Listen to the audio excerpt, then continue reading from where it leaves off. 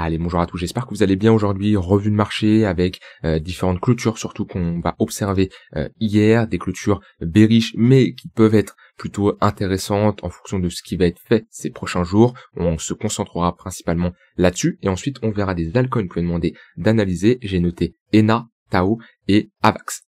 Alors, je commence ici par le BTC.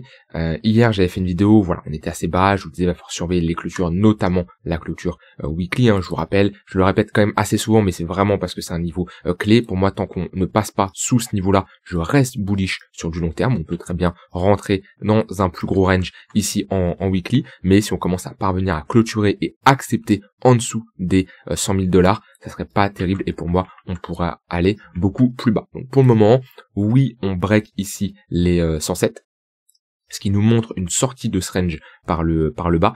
On a quand même une petite réaction acheteuse hier en fin de journée. On l'avait vu ici avec la session US qui était plutôt bullish, d'accord. On a quand même retesté les 107 000 $. On voit ici qu'on a une mèche qui représente plus de 50% de la bougie. C'est quelque chose que je regarde assez souvent. Ça peut envoyer un signal quand même assez fort. C'est le cas par exemple de cette mèche-là, où on avait tout simplement, on voit une mèche qui représente plus de 50% de la bougie, qui nous témoigne ici à 2 reprises d'un affaiblissement du côté des acheteurs, et surtout un retour des vendeurs. C'est le cas par exemple ici, vous voyez, à ce niveau-là, une mèche qui représente plus de 50% de la bougie, à ce niveau-là également. Donc en général, c'est pas spécialement la pattern où il faut all-in, il n'y a aucune pattern qui nous dit qu'il faut all-in, mais c'est une pattern qui est intéressante à noter, parce que si on rentre un peu plus dans les détails, elle signifie tout simplement qu'il y a eu un réveil acheteur qui a tenté de break, mais qui a été soldé par un échec, d'accord. Soit les acheteurs n'ont pas été assez puissants et la demande s'est affaiblie, soit de l'autre côté, on a, et c'est souvent le cas, des vendeurs qui sont réveillés et qui ont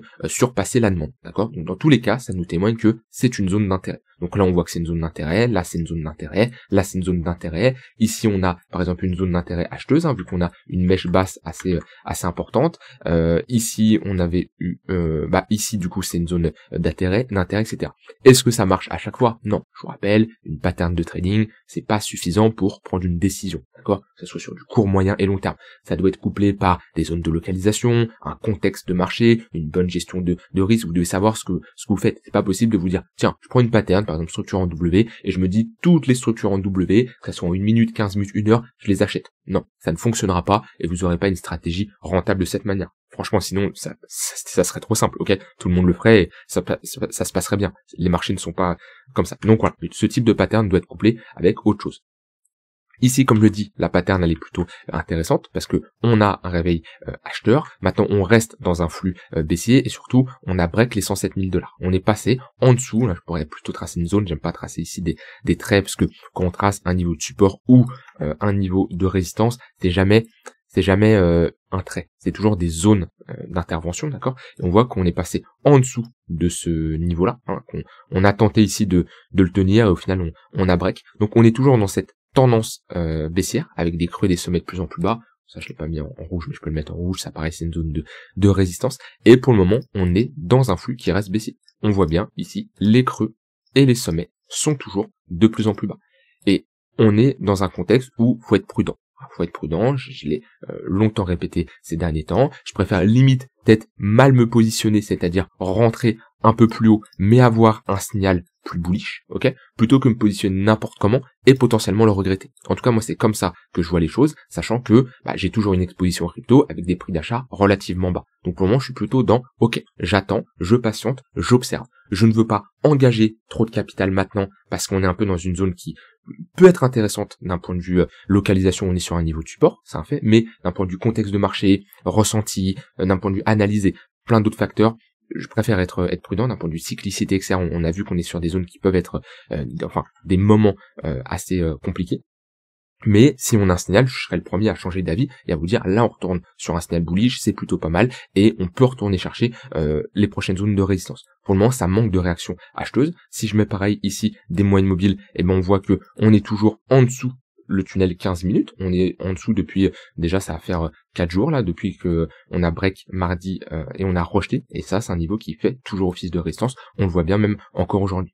Donc là on est un peu dans une petite compression, on passe au-dessus du tunnel daily, du point pivot daily, on est en dessous le tunnel 15 minutes, petite compression en cours, on verra la résolution, à savoir qu'on est le week-end, en général le week-end très peu de volatilité, ça peut arriver qu'on ait de la volatilité, mais en général les marchés sont un peu plus calmes. Donc voilà, moi de ce côté-là sur le BTC, je reste globalement méfiant, ok. C'est pas pour ça que je peux pas avoir des setups sur du court terme, ça soit des setups de reversal, des setups de continuation de tendance sur de l'intraday. Mais voilà, soit je vais prendre une position sur de l'intraday que je vais pas garder longtemps, mais on est dans une phase comme ça d'incertitude où je ne vais pas spécialement me réexposer actuellement sur du long terme. Déjà un BTC, comme je l'ai dit, on est haut, et surtout je préfère attendre d'avoir un signal plus fort, plus important, avoir des convictions, quitte à racheter un peu plus haut. Donc voilà, c'est comme ça que je vois actuellement, c'est comme ça que je vois l'évolution du BTC. Cherche pas à prédire, cherche pas comme certains à vous dire oui, BTC va se crasher, il va faire ci. J'ai vu même des vidéos sur internet qui disent le top de marché va arriver à cette date précisément, en disant un jour précis. C'est pas possible, il y a pas de trader, il y a pas d'investisseur qui cherche à prédire au jour près quand va être le top. On peut parler de cyclicité comme on l'avait vu, comme quoi historiquement on a souvent un top qui est posé en octobre, novembre, voilà, ça a été le cas ici, c'est plutôt déjà une saison, voilà. On est sur 2-3 mois, on n'est pas là, le top va se poser le 3 octobre, le 11 novembre ou je ne sais quoi. Non, il y a aucun intérêt, et ça c'est clairement jouer au loto, c'est essayer de faire du buzz. Moi c'est pas le cas ici, je vous dirais, je pourrais faire une vidéo, voilà, le top va se réaliser, mais déjà la probabilité que j'ai raison, elle est très très faible, et même si j'ai raison, la plupart vont être en mode je l'avais dit, etc. C'est de la chance, ok. C'est comme ceux qui ont vendu pile poil à 68 000 $ ici, à pile poil à 125 000 $ à ce niveau-là, ou qui ont acheté au bottom au dollar près ici, c'est de la chance. Alors ils peuvent montrer leur position, oui, voilà, etc. C'est clairement de la chance, ok. Votre but c'est pas à chaque fois de acheter au bottom près, acheter au top près. Ça peut arriver, ça peut arriver. J'ai déjà acheté un Ether à 5 $ près, il me semble. Mais je me dis pas waouh, j'ai trouvé la zone ultime. Non, c'est le facteur chance. Bien sûr, automatiquement, si vous êtes constant, etc., ça vous arrivera peut-être plus souvent que quelqu'un qui débute. Mais faut pas oublier que on peut pas prédire à l'avance ce que le marché va réaliser. Et le but c'est tout simplement de réagir à ce qu'on voit, et surtout accepter de changer de biais rapidement. Moi je prends l'exemple ici de le changer de biais, c'est un point très important. Beaucoup ont du mal, que ça soit qu'on a un retournement comme ici, ok, changer de biais, se dire ok, on rentre dans une tendance baissière, parce que la plupart des gens quand ils ont parlé de bear market, c'était ici et ici, sauf que c'est trop tard. Comme là, à quel moment ça a parlé de bull market, peut-être ça a plus parlé pour certains parce qu'ils étaient là et pas là à ce moment-là. À quel moment on a parlé de bull market? Personne ici. Là, ça commence à évoquer le mot de bull market. Là, oui, quand on a break, là, ok. À ce niveau-là, ça parlait de bull market. C'est pas que c'est pas trop tard, parce que encore quelqu'un qui se positionne à 60 000 $, il fait un x2 jusqu'à maintenant. Mais c'est trop tard. Techniquement, c'est trop tard. On est proche d'un ATH. Moi, je peux pas me positionner ici. Et ce que je veux dire, c'est que quand je reprends le bottom, comment il se constitue en 2023, on a un crack ultime avec le crash de FTX. Plus personne parle des cryptos. Tout le monde se dit ça y est, les prochaines échelles ils vont couler un par un, ça va être la fin, etc. On fait une petite pattern de retournement. On break, ok, avec un signal plutôt intéressant. On repasse ici au-dessus du tunnel daily qu'on n'avait pas break depuis un long moment, ok. Et là à ce moment-là, il y en a plein qui avaient déterminé comme quoi que la zone la plus intéressante sur le BTC pour se positionner, c'était celle-ci. Alors, ils avaient déterminé que le niveau entre les 11 et les 14 000 $, c'était une zone pépite comme ils l'appelaient. Et j'étais d'accord avec eux. C'est une zone très intéressante. Ligne de coup d'une grosse pattern de retournement, c'est un fait. Le problème, c'est qu'il y a déterminer une zone de localisation en se disant si on y va, c'est une bonne zone pour se positionner, et se dire c'est sûr que le marché va aller là. Et la majorité des gens se sont dit c'est sûr que le marché va aller là. Résultat, le marché a posé un bottom juste au-dessus, et quand on a pump, au lieu de se dire j'ai eu tort, je rentre à ce niveau-là parce que j'ai des signaux de retournement, les gens, ils étaient persuadés comme quoi le marché allait retourner là. Et le marché pump ici, et c'est impossible, le marché, il doit aller là. C'était carrément une obligation, c'est comme s'ils imposaient quelque chose au marché. Si vous rentrez dans cette phase-là, psychologiquement parlant, le marché il va vous détruire. Vous ne pouvez rien imposer au marché, le marché il va là où il veut, et votre but c'est pas d'anticiper là où il va aller, votre but c'est de réagir là où il va, ok, sur des zones que vous avez définies. S'il y va, tant mieux. S'il y va pas, bah, vous pouvez changer de biais, ok. C'est ce que je vous dis ici. On est sur un niveau compliqué, mais si on a des signaux qui sont positifs, comme je dis, j'aurais pas de mal de changer de biais de mon côté. Voilà de ce côté-là sur BTC. Au niveau d'Ether, pareil, hier, une mèche qui représente plus de 50% de la bougie. Donc là-dessus, c'est plutôt pas mal. Ça nous témoigne tout simplement de un intérêt acheteur dans cette zone-là. Au final, on reteste ce petit V-bottom qu'on a réalisé ici en daily. On le voit bien. Ce qui serait bien, c'est de marquer une plus grosse structure en validant cette pattern en W, où l'on inverserait notre dynamique, puisqu'on a fait un creux plus bas, on fait un sommet plus bas. Donc là, le fait de casser le niveau des 4200, allez, 4300 $ pour prendre large, on ferait creux et sommet de plus en plus haut, et ça serait plutôt bullish. Donc ce qui n'est pas le cas actuellement. Je vous rappelle, en weekly sur Ether, je vais globalement surveiller cette zone, ok. On est également sur ce niveau de support qui est très important, j'en ai longtemps parlé, 3800 $ sur Ether, je veux que ça tienne. Si ça tient pas, ça serait pas bon pour la suite, on serait potentiellement sur une réintégration. Donc cette clôture weekly va être intéressante à surveiller, et même déjà si on enlève les mèches, bah là on voit qu'on est sur un double top, M-top, dans un M-top, voilà, on voit qu'on fait 3 sommets de plus en plus bas, 2 creux, on casse. Si on se base uniquement sur les clôtures, on n'a pas des clôtures qui sont jolies. Si on prend les mèches, ok, les mèches je les prends quand même en compte, mais on n'est pas en train de faire la pattern la plus jolie sur Ether. C'est pour ça que je vous dis, je suis méfiant. Et je peux inverser mon biais si on commence à repasser au-dessus, casser les niveaux de résistance. Comme là, vous voyez, c'est le niveau de résistance, bah on la flippe, hein, c'est un niveau de support.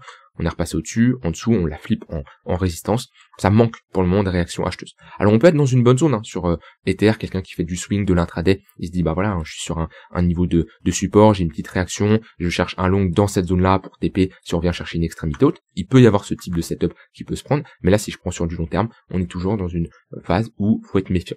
Et c'est là où vous devez avoir fait le taf de savoir les zones dans laquelle vous voulez investir, que ce soit sur BTC, Ether, d'autres altcoins, le cash que vous voulez mettre à disposition. C'est-à-dire, si depuis des mois, je vous bassine avec la même chose, votre balance cash crypto, ok, quelle est la part de cash comparée à votre part de crypto que vous avez? Certains, vous êtes 80-20, 50-50, 30-70, voilà. Chacun, vous avez votre propre balance cash crypto.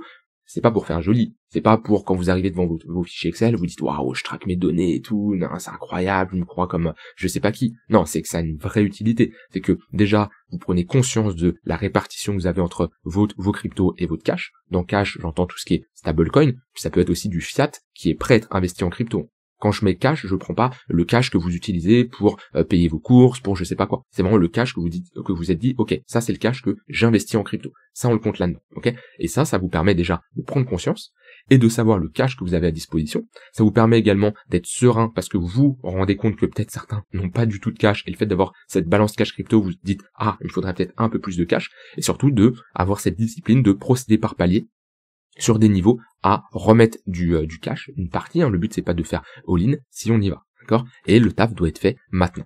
C'est comme je devais le dire à un moment ici ou ici, je sais plus, et ça paye parce que quand on y retourne, c'est là où on met du cash à disposition et on se prépare toujours en avance, toujours. C'est pas quand on est là qu'on commence à se dire ah, est-ce que j'investis maintenant ou pas, parce que on y est et c'est trop tard. C'est trop tard dans le sens où si vous cherchez à prendre une décision quand le marché est dans une zone où il y est déjà, tout simplement, admettons Ether 3000 $, vos décisions vont être influencées par vos émotions, tout simplement. Et ça sera pas pro. Je le dis clairement, ça sera pas pro. Donc c'est pour ça, le taf, il doit être fait maintenant. Où vous devez vous dire, ok, si on va à 3000 $, je mets tant. Si on va ici, je mets tant. Si on réintègre, je mets tant. Mais vous n'attendez pas que le signal soit donné, sinon vous allez être impacté par vos émotions. Et vous allez pas prendre, je dis pas vous allez prendre une mauvaise décision, pas spécialement, vous pouvez quand même prendre une bonne décision même sous le coup des émotions, mais vous allez prendre une moins bonne décision que si vous avez fait tout le taf juste avant. Ça c'est un point vraiment important, mais comme je dis, on est dans une phase où le taf doit être fait. Comme quand on avait ce gros pump où je vous disais, eh ben vous devez savoir où vous allez prendre vos profits. Ça on l'avait vu ensemble, quand je prends par exemple le cas de BTC, BTC, les niveaux de prise de profit, ils ont été établis il y a un long moment. Il y a des vidéos, je me rappelle, hein, on était à ce niveau-là, je faisais déjà les zones de prise de profit au cas où on a un bull market, au cas où on break la TH. Ça a été parfaitement respecté. On a rejeté 100% d'extension et au niveau des 118. Quand on était ici, et on me demandait si on fait un nouvel ATH où on va, j'ai pas spécialement dit c'est sûr que le marché va là, mais j'ai dit si on y va, c'est une zone où je prends des profits. Parce que si tu fais ça, qu'on est à 122 000 $, 123, tu peux être influencé de te dire ah ouais, mais vu qu'on y est déjà, je vais peut-être prendre des profits un peu plus haut. Et au final, ça biaise tout simplement ton analyse. Alors, au niveau des altcoins, je vais demander d'analyser. J'ai Avax. Alors, Avax, on avait un trade en spot long terme qu'on avait montré ici. Alors du coup, c'est pas avec les futurs, donc on se fait pas liquider sur ce genre de baisse. Mais Avax là, il nous a fait une cassure de ce niveau-là, pardon, ligne de coup, pattern de retournement. Et ici, il y a tous les signes pour que ça parte et qu'on aille chercher l'extrémité opposée. Ce genre de cassure, si on casse à la hausse et on réintègre, et déjà on a réintégré, typiquement c'est pour revenir chercher l'extrémité opposée. Si ça tient pas, on commence à clôturer en weekly sous ce niveau-là, c'est une fausse cassure, break à la baisse, c'est très moche et vaut mieux se barrer parce qu'on aura de grandes chances de retester des plus bas. Donc toujours sur une bonne zone, sur Avax, pourquoi pas prendre des longues, parce qu'on voit bien que on a cette zone d'accumulation, on break, on pull back, on est en train de consolider au niveau de la pression de value area high, de cette pression de phase d'accumulation. Donc on est dans une bonne zone, il y a un risk reward intéressant, c'est un fait, et ici on est dans une bonne zone pour, comme je l'ai dit, chercher des longues pour prendre TP au-dessus. Maintenant, avec un pourcentage de risque très faible, je vous rappelle, moi quand je prends des trades sur l'intraday, sur du swing, je vais risquer entre 0,25 et 1% de mon capital grand maximum. Si je prends une perte, ce qui m'arrive, ça m'arrive bien entendu, parce que j'ai pas à savoir que j'ai des setups rentables en ayant plus souvent tort que raison. C'est-à-dire qu'avec 30-40% de win rate, j'ai un setup qui peut fonctionner. Pourquoi? Parce que quand je gagne beaucoup plus que ce que je perds. Je vais peut-être prendre 3 trades perdants d'affilée, mais avec un trade gagnant, il va me compenser les 3 trades perdants. Voilà, ça c'est la gestion de risque, risk reward, etc., etc. Mais si je reviens sur ma gestion de risque en elle-même, sur un trade que je perds, je vais risquer entre 0,25 et 1%. Ce qui fait que je peux prendre 5, 10 trades perdants d'affilée. 10 trades, ça arrive quand même assez rarement. Ça m'est déjà arrivé, mais ça arrive quand même assez rarement. Bah, le fait d'avoir une bonne gestion de risque comme ça évite de diviser son capital par 2 ou par 3 par quelqu'un qui prendrait par exemple 5%. Quelqu'un qui prend 5% de risque par trade, 10 trades, ça fait 50%, son capital il est divisé par 2. C'est pas possible. Ok, c'est pas possible.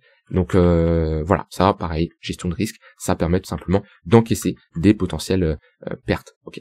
Donc voilà, Avax, le setup, il est là-dessus plutôt simple. Au niveau de Tao plutôt fort en ce moment. J'en ai toujours du Tao que j'avais accumulé dans cette zone-là. En plus, c'est globalement un gros range qui dure depuis maintenant presque 2 ans, qui a commencé ici novembre 2023. Donc ouais, ça va faire presque 2 ans.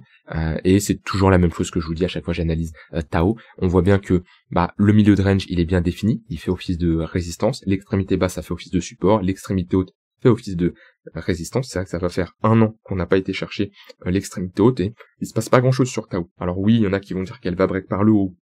Peu importe, je cherche pas à anticiper si elle va break par le haut ou pas. Moi j'ai des positions assez intéressantes avec un prix plutôt bas sur Tao. Maintenant le but c'est, j'avais déjà pris des TP partiels, j'ai toujours quand même une exposition qui reste très faible comparé à mon exposition sur Hyperliquid, Ethereum, BTC bien entendu, mais voilà, c'est une crypto qui est leader de l'IA, qui a un potentiel, et tant qu'on ne perd pas ce niveau-là, l'objectif c'est clairement d'aller chercher le haut de range et break l'ATH. Par contre, faut soigner vos entrées. Soit vous positionnez sur des niveaux intermédiaires comme on a eu par exemple ici, soit vous attendez un retour complètement au niveau du bas de range. Voilà, c'est le plus important, c'est d'avoir une bonne entrée. Ça c'est si vous avez une mauvaise entrée, vous serez pas à l'aise avec votre investissement et vous serez beaucoup plus sujet à de la panique, à des émotions, parce que la personne qui rentre ici et qui se prend un moins 70%, c'est-à-dire qu'elle est direct en perte. Comparé à la personne qui, peut-être, elle rentre ici, ok, elle se prend quand même un moins 70%, mais il y a une différence entre se prendre un moins 70% sur son cash de base qu'on a investi, comme cette personne-là, et moins 70% sur des plus-values qui ont été réalisées. Bien sûr, ça fait chier, ça c'est un fait, mais c'est beaucoup plus simple de tenir une position. Et ça demande d'avoir un bon timing au niveau de vos entrées. Et dernière crypto, ENA, moi j'ai coupé. Je vous avais partagé un trade que j'avais pris. C'était un long moment. Je sais pas si j'avais fait l'update de ce trade. On avait fait le suivi, mais j'avais clôturé parce que il y a des choses que je n'aimais pas voir. J'ai clôturé, il me semble, c'était sur cette bougie H4 là, juste avant la baisse, parce qu'on avait une cassure, une clôture en dessous du niveau.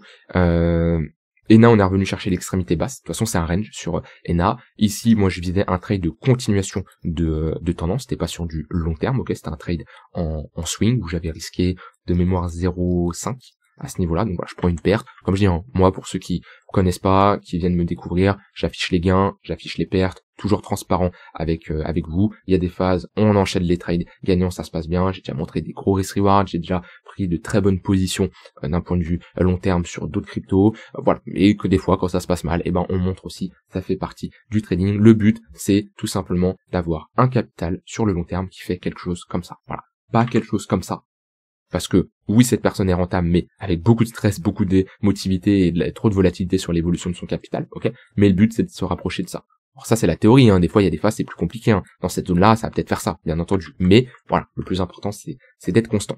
Maintenant, sur ENA, on vient chercher l'extrémité basse, on pull back ici la ligne de coup de cette pattern, ici de un peu de retournement qui est un peu bancal quand même, dans le sens où c'est pas une grosse structure en W, on a surtout un V-bottom break du sommet.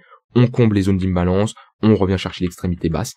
ENA, c'est un range, d'accord, et tant qu'on tient ce niveau-là, l'objectif c'est d'aller chercher l'extrémité opposée, et on cherche pas à se positionner sur un milieu de range. Alors, moi je sais pas, je me suis positionné sur un milieu de range. Quand je dis on se positionne pas sur un milieu de range, c'est sur du long terme, ok, c'est sur du sur du weekly. Ici, moi c'était plutôt une entrée en H4 à ce niveau-là, parce que j'avais un signal qui était plutôt pas mal, mais c'est comme ça, le marché peut pas toujours aller dans votre sens, sinon ça serait trop simple. Voilà, j'ai terminé, moi j'ai dit tout ce que j'avais envie de dire, n'hésitez pas à me remettre les altcoins que vous voulez que j'analyse en commentaire. Je vous souhaite une très bonne soirée et je vous dis à demain pour une prochaine vidéo. Bye bye.